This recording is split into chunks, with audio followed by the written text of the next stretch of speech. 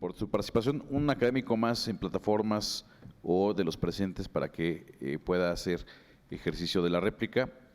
Adelante. Doctor Manzano, adelante, por favor, hasta por 3 minutos. Muchas gracias. Definitivamente… Ayúdeme acercándose el micrófono, sí, por favor.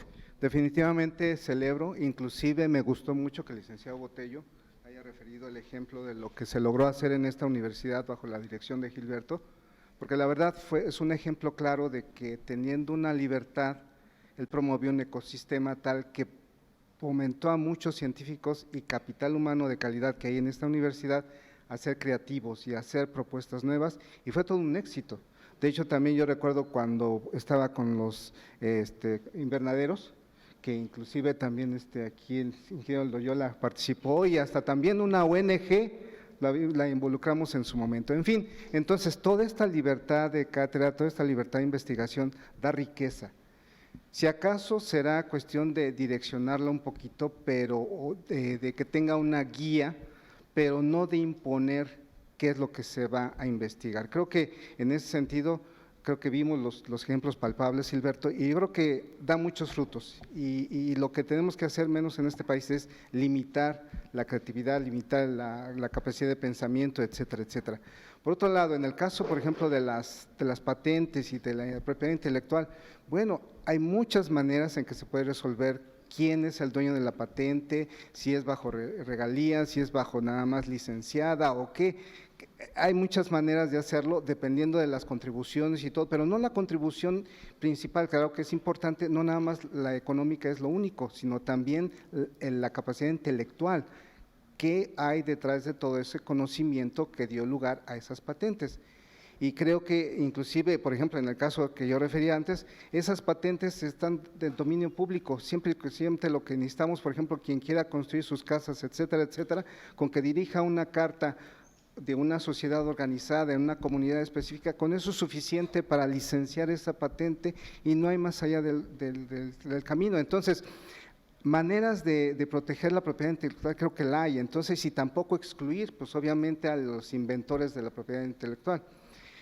Hay formas, hay maneras, y ya lo mencionó el diputado Juan Carlos Romero Hicks, que inclusive él también participó en esto con todas las acciones de vivienda que hizo ahí en su estado de Guanajuato, y creo que se puede hacer de una manera ordenada, de una manera clara. Y también finalmente en el otro de los casos los recursos, es que estos recursos no pueden limitarse. Desafortunadamente, claro que todo lo que hay que hacer requiere recursos, pero ¿recursos para qué? Pues para poder invertir, para poder pagar a estudiantes, becas para estudiantes, ayudarlos a que vayan a más, inclusive direcciones de tesis, etcétera, etcétera. Hay 1000 maneras en las cuales también esos recursos se bien emplean, y que esta universidad también ha dado buenos ejemplos de ello. Lo que se vivió, por ejemplo, en su momento, pues en la Facultad de Ingeniería, en la Facultad de Química y otras tantas más. Entonces, creo que la verdad es que no tenemos que ser ciegos, yo invitaría a que realmente haya más sensibilidad. Se puede hacer. Coincido contigo, Gilberto, cuando tú dices, bueno, es que sí, o sea, pues es que ¿por qué no las empresas? Bueno, busquemos la manera, ¿por qué no? Por eso yo dije, bien, o sea, en cierta manera, ¿por qué no? Si lo hay, pues que lo aporten, ¿no? Pero busquemos la manera, ¿no? Todo de hacerlo, creo que se puede hacer, hay formas, y yo pido, insisto, no nos cerremos, no nos limitemos, por favor, escuchemos todas estas voces para que queden incluidas dentro de una buena propuesta. ¿Sale? Gracias. Gracias al doctor Manzano. Vamos ya a la antesala del cierre de este segundo bloque. Voy a ceder el uso de la voz a los legisladores presentes y en plataformas hasta por 2 minutos, a efecto de que hagan uso de la contrarréplica. Diputado Moreira, tenía pendiente usted el uso de la voz. Adelante, hasta por 2 minutos. Rápido, para contestar las preguntas, porque me quedé yo con ese tema. En la pregunta 1 es no. O sea, así como está diseñado lo que hoy parece que se empuja, pues no. Una propuesta sería tener integrantes del gabinete, pero también tener un apartado para las universidades, un apartado para la industria organizada. Claro, el Consejo Coordinador Empresarial, bueno, hoy tiene ahí cierto, es un apéndice, pero darles voto y que puedan discutir. Yo creo que eso pudiera transitar. 2, presupuesto.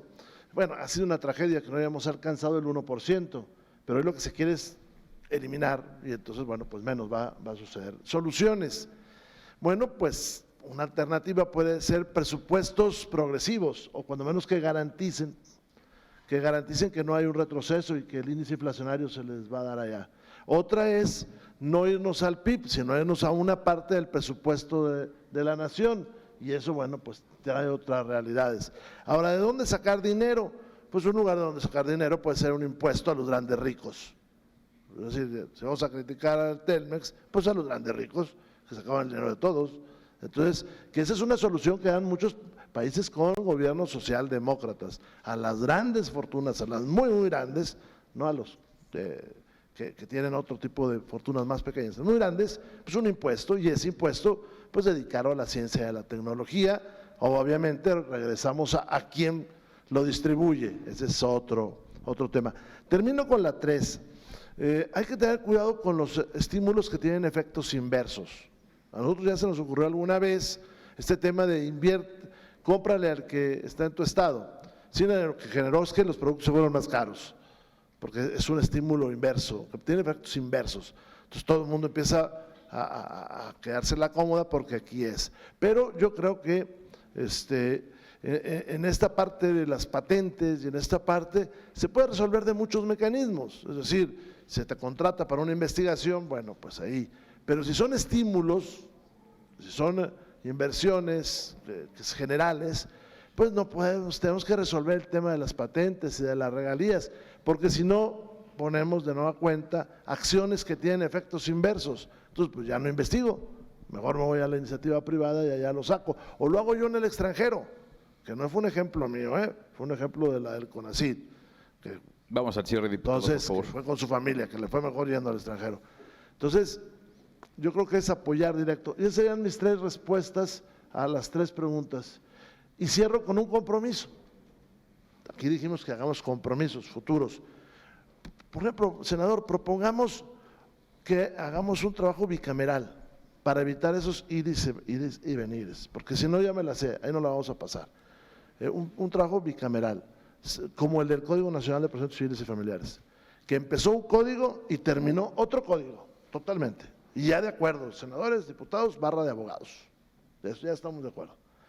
Otra es que no votemos nada, que no, la comunidad científica no nos respalde y que escuchemos a los gobernadores y a los alcaldes. Ahí la dejo. Gracias. Gracias, diputado Moreira. Vamos con el diputado Mario Alberto Rodríguez Carrillo en Plataformas Digitales. Diputado, adelante, hasta por 2 minutos.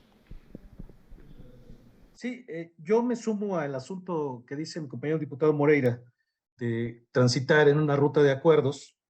Nada más quisiera dejar 2 datos para el tema del 1%. Miren, tenemos 4 años donde la oportunidad de demostrar si se puede o no la progresividad en la ley, pues no se ha dado. Entonces, difícilmente se puede confiar que si lo dejamos así, esto suceda, porque ya hay 4 años de la administración que propone esta ley y entonces no hemos visto ese crecimiento. Ahora, la otra propuesta de cobrarle a los grandes empresarios, híjole, yo primero quisiera ver que le cobraran a Salinas Pliego lo que debe, para un poco también tener confianza de que vamos a poner en la ley que les vamos a cobrar y que efectivamente esto suceda, porque si tenemos este tipo de deudores y somos incapaces de cobrar, pues de nada sirve que estén en la ley. Entonces, me parece que ahí, si no conseguimos tener una redacción mejor que la que ya existe, dejémosla y el próximo periodo, la siguiente legislatura, hagamos un arreglo estructural donde garanticemos de forma realista una progresividad, un rebase al 1%, cómo cobrarle a los grandes empresarios, pero no imaginemos ahorita soluciones, presentemos propuestas resolutivas. Me parece que en la ley debe de quedar una resolución, no una esperanza de algo. Y yo sería de la propuesta de que si no hay algo resolutivo que resuelva el tema del financiamiento, dejémoslo como está. Ante ese escenario. Y ante ese escenario he puesto 2 ejemplos que no son caminos, al menos en esta administración, que puedan resolver el tema del financiamiento. Y voy a decir algo para cerrar de manera muy rápido. Esta ley se sustenta en estos foros que supuestamente se realizaron. Yo quiero pensar que esos foros se hicieron, aportaron, dieron algo, pero se lo dieron al CONACYT. no se lo dieron al legislativo. Que quede claro que el legislativo es el que va a revisar la ley. Es decir, nosotros tenemos que abrir foros. Yo ahí sí soy de la idea de que el tiempo está muy restringido, está muy acotada la fecha y que de alguna manera la participación de quienes pueden aportar más ideas podría ser en esta participación de foros. Los foros del legislativo no son los foros que haya realizado CONACYT, no son equivalentes. Aún así, yo solicité a la doctora Álvarez que presentara los documentos, las memorias, los resolutivos de esos foros para revisar si fueron vinculantes en la propuesta que nos están presentando. Hasta el momento no se me han entregado. Es decir, tampoco hay garantía que lo que se presentó en esos foros esté escrito en este documento. Entonces, yo me quedo con esas dos ideas y sería del asunto de que esto necesita más tiempo. No es un asunto de prisa. Ya estamos en destiempo, ya lo dejaron pasar, lo dejaron a este momento. Ahora resulta que hay prisa, hagámoslo bien. No importa que nos tardemos un mes más, 2 meses, hagámoslo bien. Esa sería mi recomendación. Muchas gracias. Uso la voz el diputado Ignacio Loyola Vera del Partido de Acción Nacional. Adelante, diputado, por favor.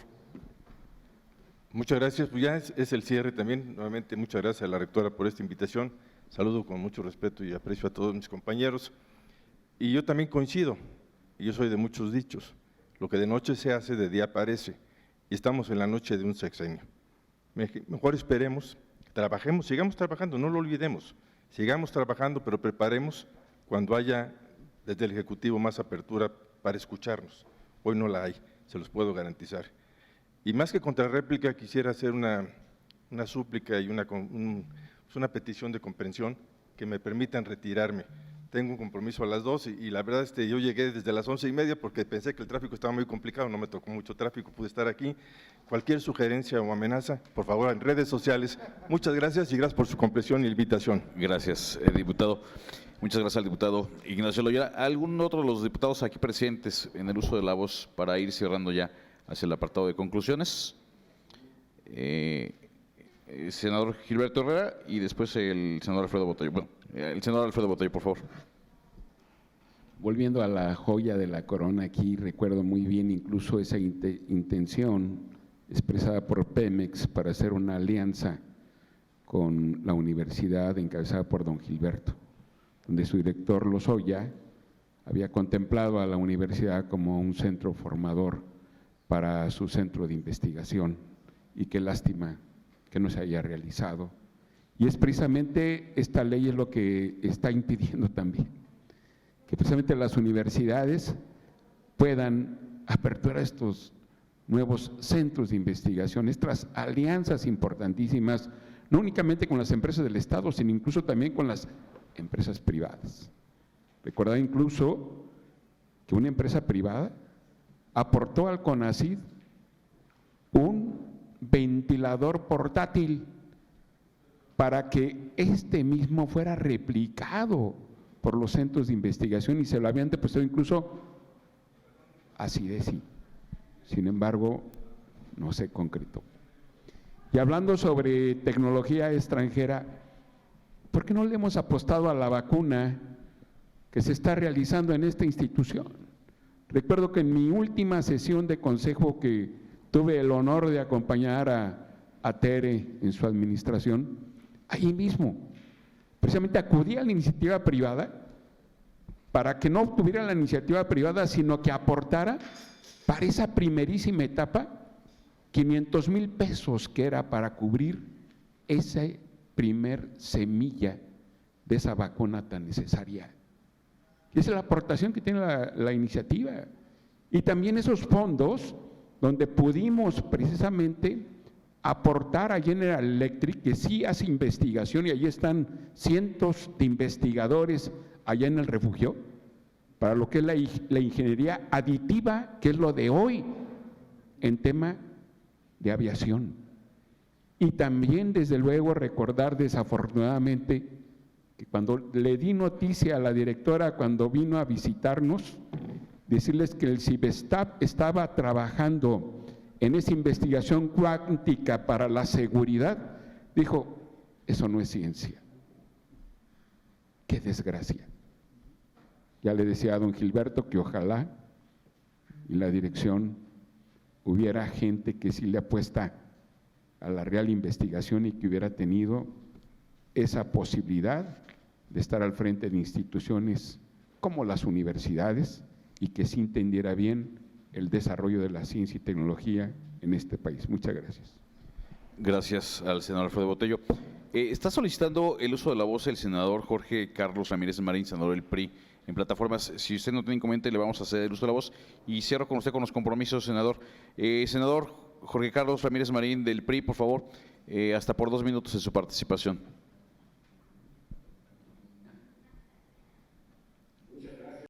Ya había bajado la mano precisamente porque quería usar un poco más de tiempo, pero en primer lugar, gracias a la rectora de la Universidad de Querétaro. Yo quiero opinar acerca de las muy valiosas y muy inteligentes propuestas que ha hecho el diputado Moreira. Me parece que están orientadas a lo que debemos de comprometer los legisladores ahora. Y retomo las palabras de la propia iniciativa que envió el Ejecutivo.